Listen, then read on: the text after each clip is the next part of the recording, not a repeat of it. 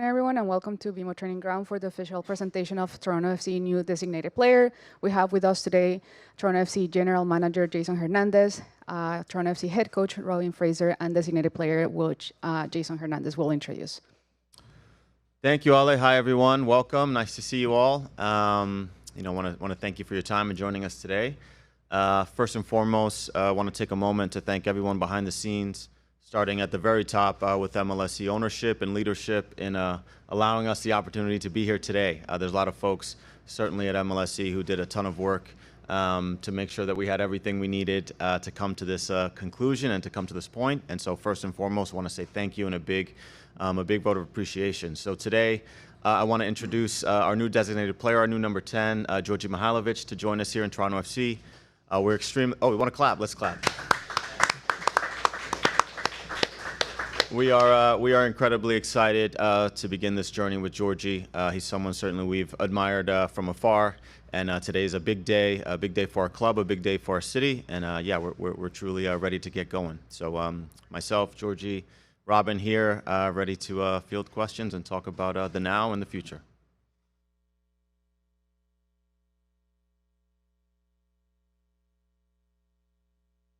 Thank you, Neil Davidson from the Canadian Press. First, welcome to Toronto, Georgie. Can you tell us, in your discussions with Jason and Robin, what drew you to Toronto and this project? Yeah, nice to meet you, Neil. Probably going to see you quite often here. I'll share with you what I shared with Jason and Robin in our first conversation. When I hear Toronto FC, all I think about is the treble, trophies, the MVP players before me, and you think of just a massive club that was how it was when I first came into the league, and that thought alone drew me immediately. When I heard this idea came apart and to me, I quickly tried to grab it, quickly thought of playing here, helping the team for how many years I'm here for, and to be a part of that history and to help get Toronto back to the top of the league. Hi, Georgie. Welcome to Toronto. John Molinaro from TFC Republic. When in your conversations with Jason and Robin, was there something specific they said about the project here and the plans for the future that sort of put it over the top in your mind that, yeah, I want to be a part of this? Yeah, the idea of winning and the idea of getting back to winning trophies here. And everybody talks about winning, everybody talks about making playoffs, but I could truly sense the truth behind them explaining their project of getting back to the top of the league. And I trust them. I trust that we're going to build a very good team to compete with the best. James Grossi, TorontoFC.ca. For Jason and for Georgie as well. Maybe just walk us through the process. How quickly did this come together? What was the timeline? Sure. So I can speak a little bit to the timeline. Obviously, understanding previously what had happened with our designated player strategy and finding some pathways and some opportunities to now go out in the market and make some acquisitions and some inquiries. Very clearly we wanted to identify the number 10, the creative midfielder, as a priority for us and our team. With that, we very quickly had our long list and our short list at a point where we felt really strongly about it, and Georgie was at the top of the short list. And so having an opportunity, what I would say a network and folks that we have relationships with in the league, beginning conversations and understanding what is feasible and what isn't, and if so, how would it look? I would say really over the course of the last 4 to 6 weeks, things really began to accelerate in a way that we felt strongly about, and we felt there was a real finish line to be had. And so the work, I would say, transpired over that time, and it's been quite a busy, I would say, last 7 days or 10 days to come to this point, and so we're really thrilled that we're here.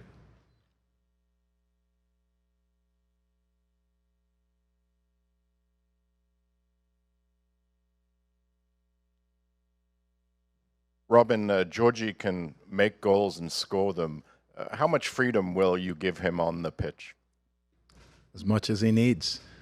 Certainly for us to be successful, it can't be about just one player. But we feel like we are in the process of building style of play, an identity that if we can get into deep parts of the field, then we're talking about trying to add some precision to really take advantage of some of those attacks. And certainly bringing Georgie here is a first step. So I say tongue-in-cheek as much as he needs, but as much as he needs within the system of what we're trying to do as a group. And with his ability to see passes, make final passes, score goals, it can only make us better at this point. Georgie, was there, just as an outsider, it seemed like you had a pretty good thing going in Colorado, and no disrespect to Toronto, but why not stay? I mean, what was it about, what made you want to sort of leave Colorado and come to Toronto? Yeah,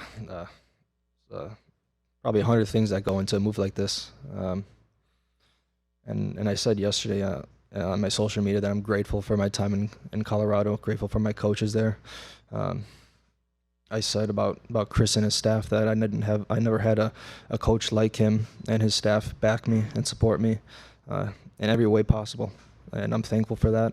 But I also mentioned at the beginning of this that Toronto is a massive organization. They were at the top of the league at one point when I just came into MLS, and when I think of Toronto, I think of trophies, and the conversation about winning trophies, getting back to the top is ultimately what persuaded me here.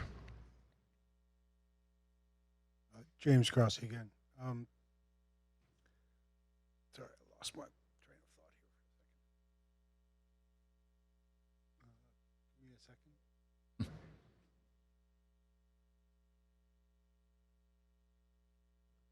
Yeah, actually, if I could, maybe piggybacking on your question, John, I think, for us at this moment in time, we feel incredibly excited about our potential.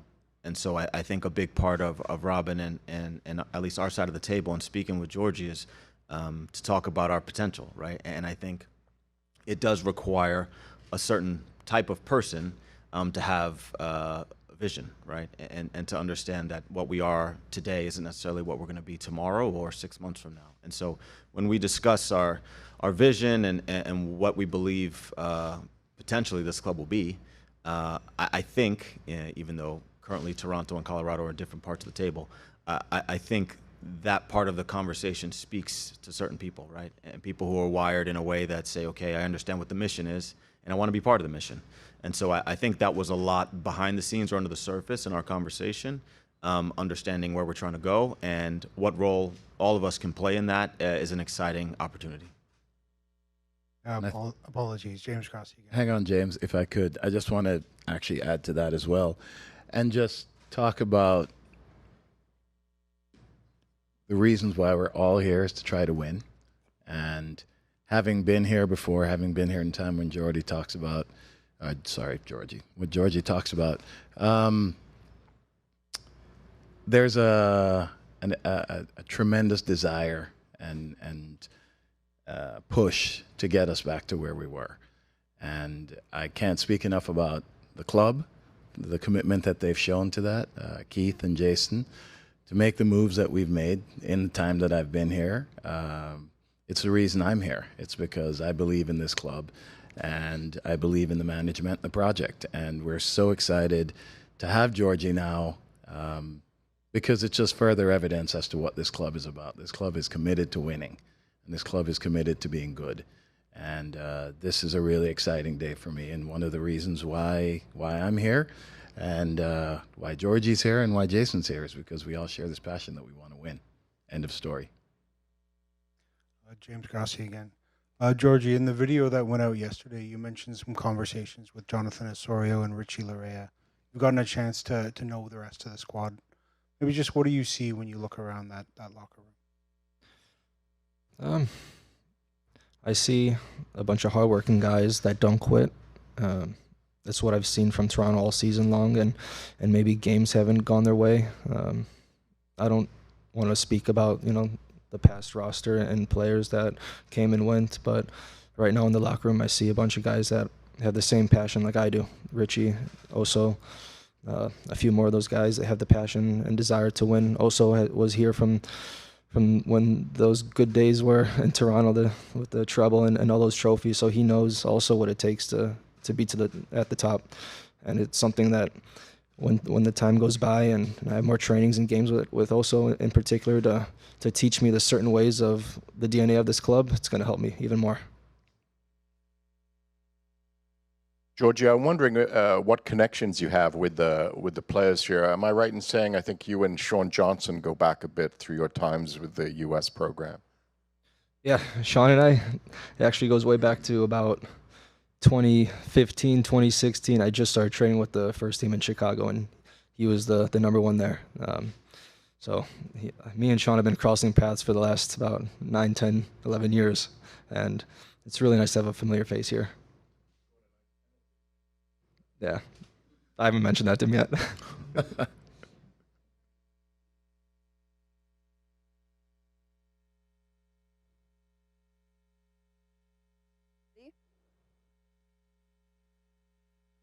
Hi, can you hear me?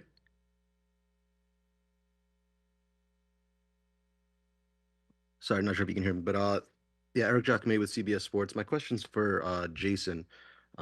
If you look back at this club's transfer strategy, when it comes to DBs in particular, it's almost exclusively been from foreign clubs. You look at the likes of Seba and Pozuelo, Josie, Jermaine Defoe, Torsten Friggs, you can go all the way back. Why was it important for someone like Georgie, who's primarily made his name here in MLS, for someone like for him to be keyed on for this club with the domestic success that he's had, and why is now the right time to put that emphasis on domestic success here in MLS rather than maybe some foreign success that you've had in the past here at the club? Yeah, thanks, Eric. It's nice to hear your voice again, man. Hope you're doing well. So look, on our side, certainly Toronto, what I would say has a pretty storied history as far as the type of acquisitions that the club has tried to make. A lot of them have been international. What I would say is, at the same time, certainly some of those folks who are international by name at the moment in time, guys like Michael Bradley and Josie Altidore cut their teeth in MLS and knew our landscape quite well and had experience in our league. And so I do think there's a real value that comes with that.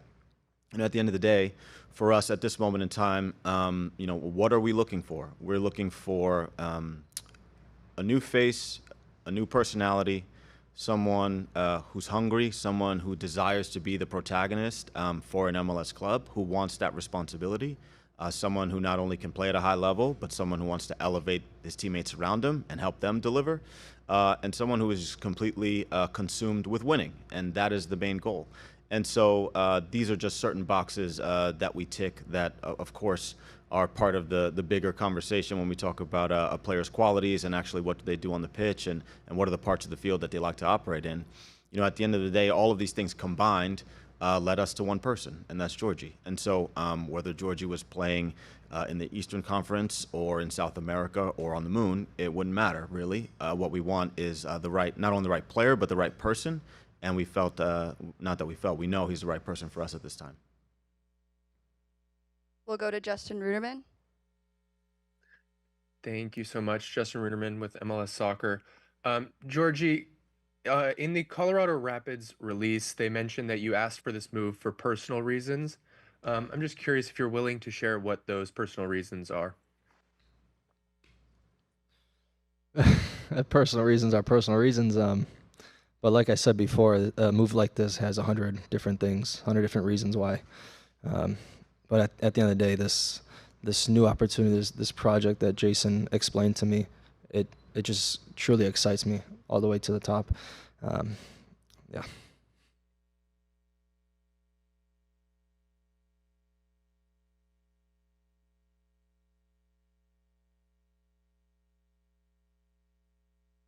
Good. Thanks, you guys.